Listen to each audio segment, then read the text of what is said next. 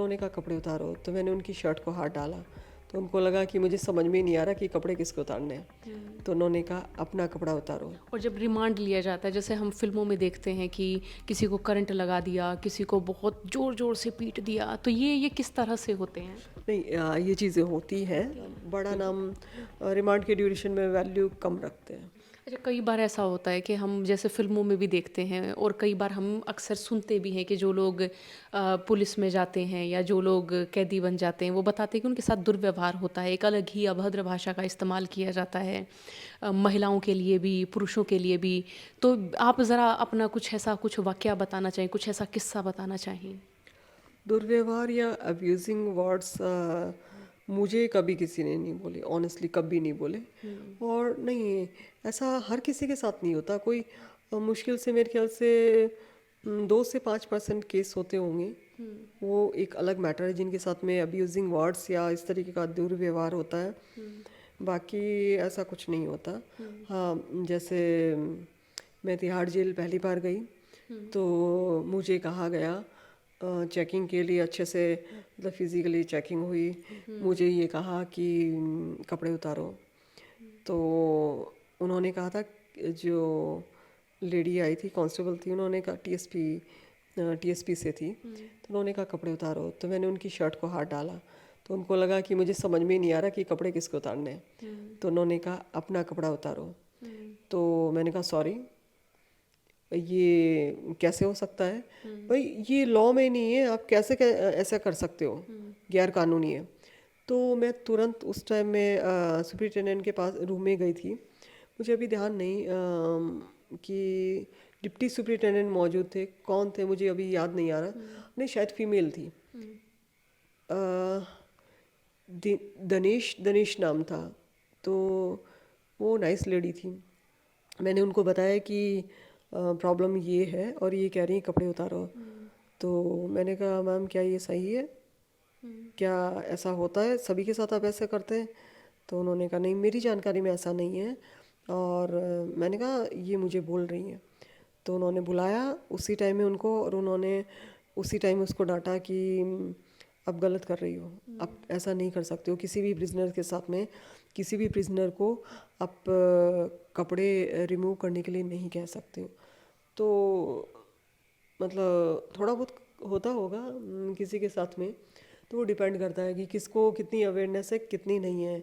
जैसे अगर मैं कुछ ऑब्जेक्शन नहीं करती तो मुझे उतारने पड़ते, और मैं जैसे मुझे पता था तो मैंने जाके बोला उनको, तो उनकी नॉलेज में नहीं था, उनकी नॉलेज में आया तो उन्होंने मना किया, उन्होंने स्ट्रिक्टली मना किया कि क्या तुम पहले भी किसी के साथ में ऐसा करती आई हो, तो तुम कभी भी ऐसा नहीं करोगी। तो उनको पता लगा तो उन्होंने रोका। तो ज़रूरी नहीं कि मतलब हमेशा हर बार हर जगह हर आदमी के साथ में एक जैसी चीज़ें हों। तो डिपेंड करता है, वैरी करता है पर्सन टू पर्सन।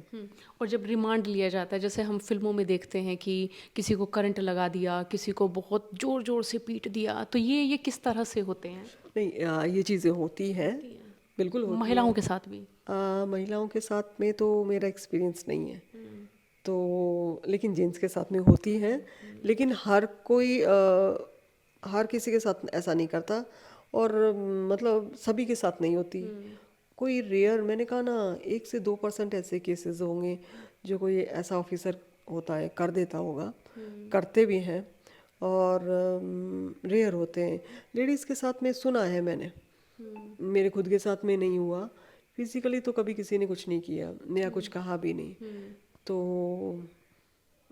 या इसलिए मान लूँ कि जैसे कि आप हैं, बड़े लोगों के साथ आपका नाम जुड़ा, वो भी बड़ा कारण होगा कि अगर इस तरह का कुछ ऐसा किया गया तो बाहर अगर जब निकलेंगी तो बाहर की तब देखी जाएगी, डर भी तो बड़ी चीज़ है ना?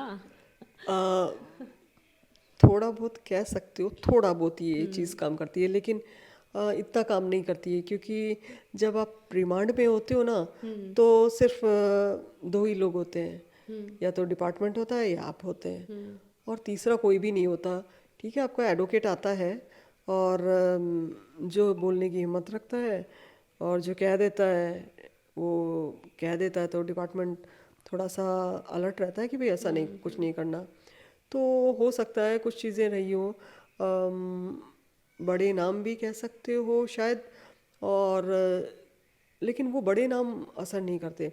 हाँ, ये चीज़ ज़रूर असर करती है कि हम लोग या मैं एडवोकेट को बोल के मैं शिकायत कर दूंगी, या मैं मेरे को जब भी पेश करेंगे मैं ज़रूर बोलूँगी कि मेरे साथ में इसने ऐसे किया।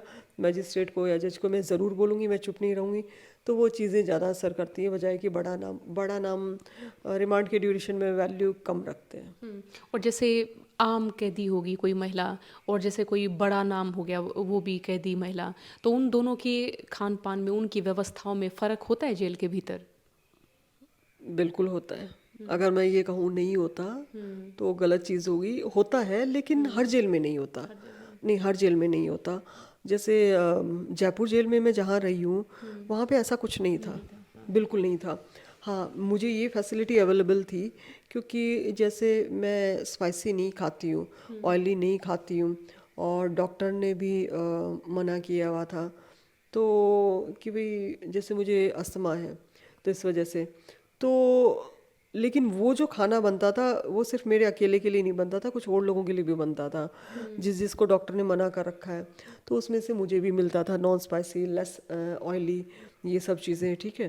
तो बाकी कोई डिफरेंस नहीं था। तो मतलब होता नहीं है अंतर हर जगह। कुछ जगह कुछ जेलों में होता है, लेकिन मेरे साथ ऐसा नहीं हुआ। और जैसे जेल में ऐसी जो ज़्यादा पढ़ी लिखी हैं और जो कम पढ़ी लिखी हैं, उनके बीच का संवाद ऐसा होता है कि पढ़ा दिया जाए उनको, या इस तरह की ड्यूटीज़ क्या दी जाती हैं? हाँ हाँ, होता है जेल के अंदर। जो इलिटरेट होते हैं, कुछ साक्षरता या कुछ पता नहीं कुछ ऐसी होती है, कुछ क्लासेस चलती हैं जो कि एजुकेटेड है वो इलिटरेट को पढ़ाती हैं, टीचिंग का काम उनको दिया जाता है ताकि टाइम पास हो। एक्चुअली जेल के अंदर दो टाइप के लोग होते हैं, एक अंडर ट्रायल और एक अंडर पनिशमेंट, ठीक है। ट्रायल वाले को हवालाती कहते हैं, और जो पनिशमेंट जिसको होता है उसको सजाबंदी कहते हैं। तो सजाबंदी में जिसको सजा हो गई, जिसके मल्टीपल केसेस हैं, चलो उसकी तो मतलब रेगुलरली डेट्स पड़ती हैं कोर्ट में जाना करना।